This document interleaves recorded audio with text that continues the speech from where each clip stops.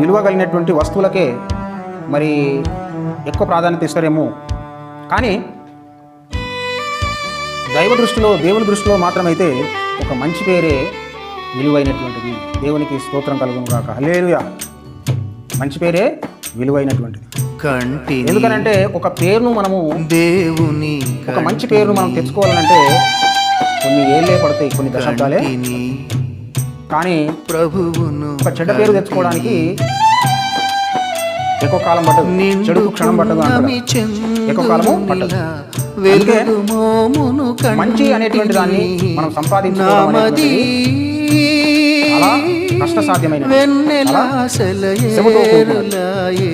చాలా ఓర్పుతో కూడుకున్నటువంటి, చాలా పట్టుదలతో కూడుకున్నటువంటి దేవుని బిడ్డలారా, నిరంతరంగా మన యొక్క జీవితాన్ని మనం ఆధ్యాత్మికంగా వికసించడానికి, పరిపక్వతలోనికి అడుగులు వేయడానికి, మనం ఒక యోగ్యులుగా తీర్చిదిద్దబడడానికి, అందరిలో మంచి పేరును మనం గడించడానికి ఇందులో ఎంతో శ్రమ, ఓర్పు, సహనము, అవగాహన, జ్ఞానము, మనము సరైనటువంటి వివేకము, మంచి చెడుల మధ్య వ్యత్యాసాన్ని గుర్తించి అడుగులు వేయవలసి ఉంటుంది.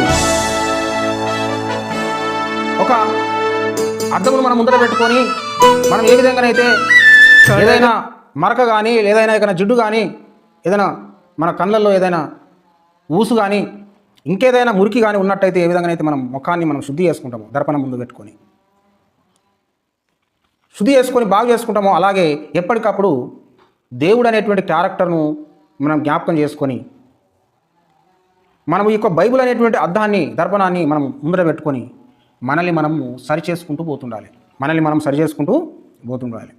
ఎందుకంటే వాక్యం అనేటువంటిది అదొకటి అద్దముతో కూడా పోల్చబడ్డది. కాబట్టి అద్దములో